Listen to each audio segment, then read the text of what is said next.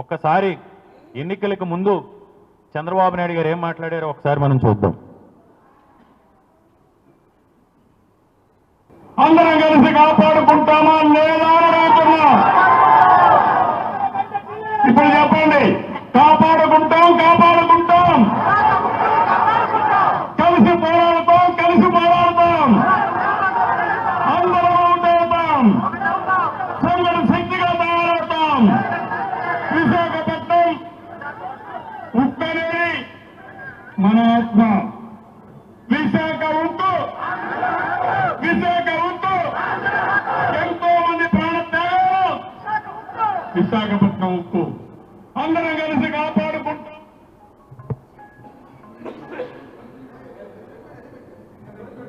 అందరూ కూడా ఏం తయారయ్యారంటే ఊరికే జీతాలు ఇస్తారా? పని చేయాలి కదా.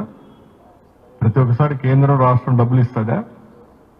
ఏనయ్యా అంటే పబ్లిక్ సెక్టర్ లో ఉందని బెదిరిస్తా కూర్చుంటే ఎంతో పైన ప్రతి ఒక్కరు ఇదే మరి మీరు క్వశ్చన్స్ అడుగుతా ఉంటే అన్ని ఎందుకు లాభాలు ఉన్నాయి, ఇక్కడ నష్టం ఎందుకు వస్తా ఉంది? నేను కూడా 3 నెలలకు ఒకసారి రివ్యూ చేస్తున్నాను.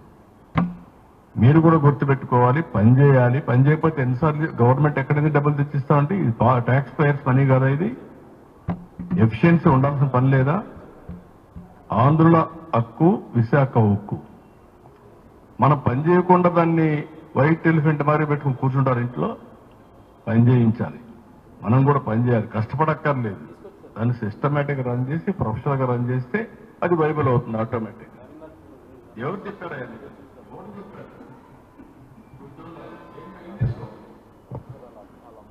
విశాఖ స్టీల్ ప్లాంట్ గురించి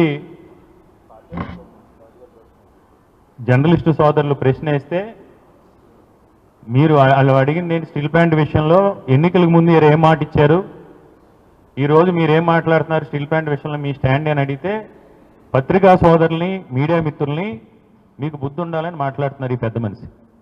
సరే, ఈయన అన్నది ఏంటి? మీరు పని చేయకుండా పడుకుంటే ఏ విధంగా లాభాల్లోకి వస్తుందని.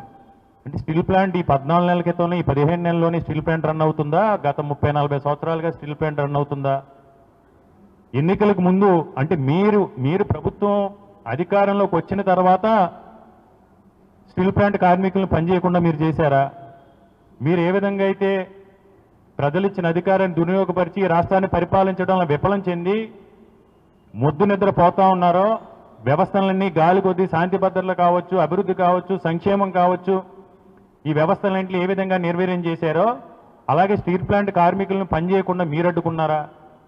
అంటే ప్రజాస్వామ్యంలో 40 సంవత్సరాల పైగా అనుభవం ఉన్న ఈ పెద్ద మనిషి పత్రికా సోదరులు కూడా ఒక ప్రశ్న అడిగే ఒక పెద్ద సమస్య గురించి, ఆంధ్రుల ఆత్మగౌరవానికి సంబంధించిన సమస్య గురించి, ఆంధ్రుల ఆత్మ స్టీల్ ప్లాంట్ అని చెప్పిన ఇదే పెద్ద మనిషి మీకు బుద్ధి ఉందా లేదా అని ఎవరినన్నా విలేకరణ అంటే మనం ఎప్పుడైనా చూసామా? అంటే ఏంటంటే ఆడలేక మద్దులు తెరవని సందంగా ఇచ్చిన హామీలన్నింటినీ కూడా అమలు చేయలేక పెట్టుబడుల సదస్సు అట్టర్ప్లాప్ అయ్యి ఈ అసహనాన్ని మీడియా మిత్రులు మీడియా సోదరుల మీద ఈయన చూపించడం ఎంతవరకు సమంజసం? ఎన్నికలకు మీరే కదా చెప్పారు. ఈరోజు మీ మీద ఆధారపడే కదా కేంద్ర ప్రభుత్వం నడుస్తుంది. మీకు నిజంగా చిత్తశుద్ధి ఉంటే, మీకు అంతర్గత ఒప్పందాలు ఏమీ లేవు, కేంద్ర ప్రభుత్వంతో ఆర్థిక లావాదేవీలకు సంబంధించి లొసుగులు ఏమీ లేవు, మేము ఎలాంటి కేసులకు కానీ ఎలాంటి రాజకీయ ప్రయోజనాల కోసం కానీ బీజేపీతో పొత్తు పెట్టుకోలేదు, ఆంధ్రప్రదేశ్ రాష్ట్ర భవిష్యత్తు కోసమే పెట్టుకున్నాం, ఆంధ్రప్రదేశ్ రాష్ట్రంలో అభివృద్ధి కోసమే మీరు బీజేపీ కేంద్రంతో పెట్టుబడి పెట్టుకున్నా ఉంటే, మీరే చెప్పారు కదా విశాఖ హక్కు ఆంధ్రుల ఆత్మని. ఆ ఆత్మ క్షోభించకుండా, ఆంధ్రుల ఆత్మగౌరవం దెబ్బతినకుండా మీరు కేంద్రం మీద ఒత్తిడి తీసుకురండి, మీ మద్దతు ఉపసంహరించుకోవాలని చెప్పండి. ఎందుకు దిగిరారు కేంద్ర పెద్దలు?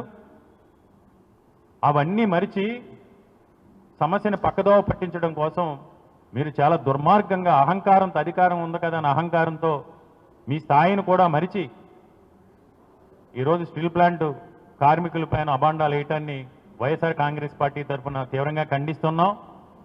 మా యొక్క డిమాండ్ ఒకటే, మీకు నిజంగా చిత్తశుద్ధి ఉంటే, పెట్టుబడుల పేరుతో మీరు మోసం చేయటం లేదు, ఉత్తరాంధ్ర ప్రాంత అభివృద్ధికి మేము కట్టుబడి ఉన్నామని అనుకుంటే ఈరోజు విశాఖ హుక్ అంటేనే ఆంధ్రప్రదేశ్కి ఒక growth engine.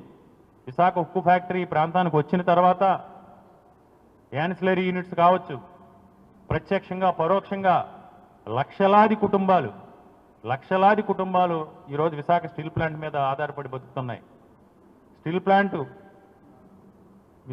Visakha steel plant మీద ఉన్న అనేక యాన్సిలరీ యూనిట్స్ ద్వారా కోట్లాది రూపాయలు, వేలాది కోట్ల రూపాయల ఇన్కమ్ని ఈ రాష్ట్ర ప్రభుత్వానికి పన్నుల రూపంలో కావచ్చు, ఆదాయం రూపంలో కావచ్చు గతంలో రావటం మనం చూసాం. కాబట్టి ఎప్పటికైనా ఈ ప్రాంత మీడియా మిత్రుల ద్వారా ఒకటే గ్రహిస్తున్న ఈ ప్రాంత ప్రజలందరినీ కూడా ఈ ప్రభుత్వం ఏదైతే చంద్రబాబు నాయుడు గారు కానీ లోకేష్ కానీ ఈ ప్రాంతంపై పెట్టుబడుల పేరుతో చేస్తూ ఉన్నారో అదంతా కూడా మోసం. కేవలం ఈ ప్రాంతం మీద సవితి ప్రేమ చూపించి నిన్న వచ్చిన పెట్టుబడుల్లో కూడా ఏదైనా చిన్న చితక పెట్టుబడులు వస్తే ఆ పెట్టుబడులన్నీ కూడా ఏదైనా ఉత్తరాంధ్ర ప్రాంతానికి సంబంధించి ఉత్తరాంధ్ర ప్రాంతంలోని వనరులు చూసి, ఈ ప్రాంతంలోని అవకాశాలను చూసి, ఈ ప్రాంతానికి కొన్ని ఇన్ఫ్రాస్ట్రక్చర్ చూసి ఈ ప్రాంతానికి పెట్టుబడులు వస్తే ఉక్రోషంతో అమరావతి ప్రాంతానికి ఎవరో కూడా పెట్టుబడుల పేరుతో రావట్లేదని, ఆ ఉక్రోషంతో ఈ ప్రాంతం మీద సవితి ప్రేమ చూపించి ఈరోజు స్టీల్ ప్లాంట్ మీద, ఈరోజు కార్మికుల మీద అబండాలు వేస్తూ ఈ ప్రాంత ప్రజల ఆత్మగౌరవాన్ని తాకట్టు పెట్టే విధంగా చంద్రబాబు నాయుడు గారు మాట్లాడటం జరిగింది. మేము ఒకటే డిమాండ్ చేస్తున్నాం, చంద్రబాబు నాయుడు గారు కానీ డిప్యూటీ సీఎం పవన్ కళ్యాణ్ గారు కానీ. ఆ రోజు పవన్ కళ్యాణ్ గారు ఏమన్నారు? స్టీల్ ప్లాంట్ ప్రైవేటీకరణ జరగకుండా ప్రభుత్వ రంగంలోనే కొనసాగించడం కోసం మేము బీజేపీ ప్రభుత్వం పైన, మోడీ గారి పైన ఒత్తిడి తీసుకొస్తాం. స్పష్టమైన ప్రకటన చేయిస్తాం. స్టీల్ ప్లాంట్ ఎప్పటికీ కూడా ప్రైవేటీకరణ జరగదు. స్టీల్ ప్లాంట్ ప్రభుత్వ రంగంలోనే కొనసాగుతుంది. స్టీల్ ప్లాంట్ సొంత గనులు తీసుకొచ్చే వరకు కూడా మోడీ గారి పైన మేము ఒత్తిడి తీసుకొస్తాం. స్టీల్ ప్లాంట్కి సొంత గనులు తీసుకొచ్చి తీరతాం అని ఆ రోజు చెప్పిందే చెప్పి ఏ విధంగా చేశారో చూసాం.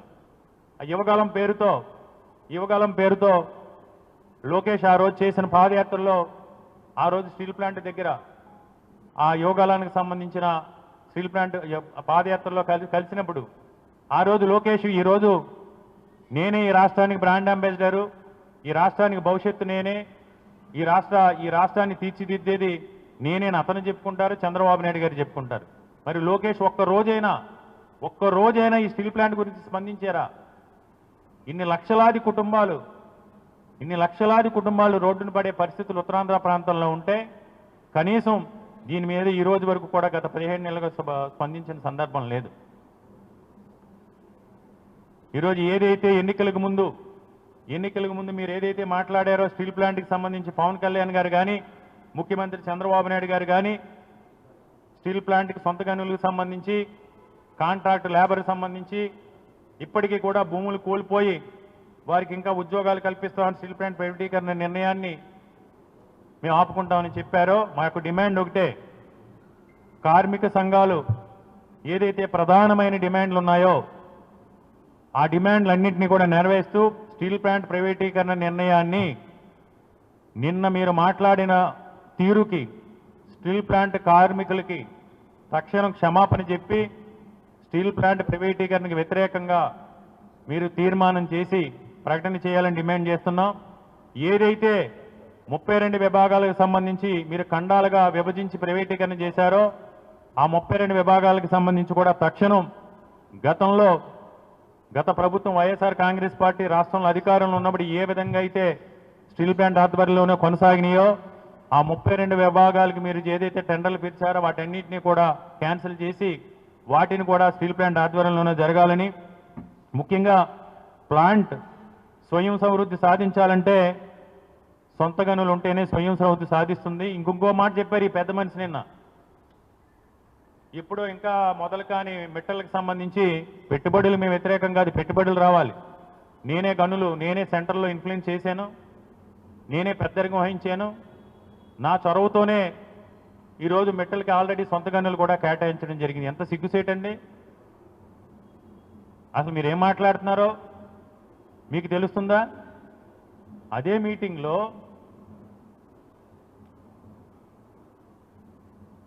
స్టీల్ ప్లాంట్ విశాఖ హుక్కుకు సంబంధించి మాట్లాడుతూ నిస్సిగ్గుగా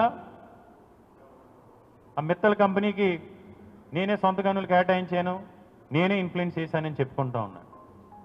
అంటే 40 సంవత్సరాల అనుభవం ఉండి కనీసం ప్రజలు ఏమనుకుంటారు, రాష్ట్రానికి ఏ రకమైన నష్టం జరుగుతుంది, భవిష్యత్తులో ఎలాంటి తీవ్రమైన పరిణామాలు ఎదుర్కొంటాం, ఎలాంటి నిర్ణయాల వల్ల ఈ ప్రాంత భవిష్యత్తు ఏమవుతుంది అని ఆలోచించాల్సింది పోయి ఆయన నోటికొచ్చిన విధంగా స్టీల్ ప్లాంట్ విషయంలో మాట్లాడిన మాటలన్నింటినీ కూడా మేము తీవ్రంగా ఖండిస్తున్నాం. తప్పకుండా వైఎస్ఆర్ కాంగ్రెస్ పార్టీ తరఫున మా నాయకులు మాజీ ముఖ్యమంత్రులు వైఎస్ జగన్మోహన్ రెడ్డి గారు వైఎస్ఆర్ కాంగ్రెస్ పార్టీ అధికారంలో ఉన్నప్పుడు స్టీల్ ప్లాంట్ ప్రైవేటీకరణకి వ్యతిరేకంగా ఏ విధంగా అయితే పోరాటం చేశామో ఆ పోరాటాన్ని మళ్ళీ కొనసాగిస్తాం. కార్మికులు కానీ, కార్మిక సంఘాలు కానీ, కాంట్రాక్టు కార్మికులు కానీ, భూములు కోల్పోయిన రైతులకు సంబంధించి న్యాయం పైన పెండింగ్ ఉన్న ఇష్యూస్ సంబంధించి కానీ ఒక ఉద్యమ రూపంలో ఎవరైతే నష్టపోయిన వారు ఉన్నారో వాళ్ళు ఎలాంటి కార్యాచరణ రూపొందించిన వైఎస్ఆర్ కాంగ్రెస్ పార్టీ తరఫున మా నాయకుడు జగన్మోహన్ రెడ్డి గారి ఆదేశాల మేరకు వారి వెన్నంటి నడుస్తాం. ఈ కూటమి ప్రభుత్వం చూపిస్తున్న అహంకారాన్ని, నిరంకుశ రాజకీయాల్ని, చంద్రబాబు నాయుడు గారు ఉత్తరాంధ్ర ప్రాంతం పైన చూపిస్తున్న ముఖ్యంగా విశాఖ హుక్కుని కించపరిచే విధంగా, కార్మికులు కించపరిచే విధంగా చేసిన వ్యాఖ్యల విషయంలో ఈ ప్రభుత్వం మెడలు వంచే వరకు కూడా మేము ఉద్యమాన్ని రూపొందించి ఉద్యమ రూపంలో ఈ ప్రభుత్వం దిగి వచ్చే వరకు కూడా స్టీల్ ప్లాంట్ ప్రైవేటీకరణకు వ్యతిరేకంగా మేము పోరాటం చేస్తామని మీడియా మిత్రుల ద్వారా అందరికీ కూడా ఈరోజు తెలియజేసుకుంటున్నాం.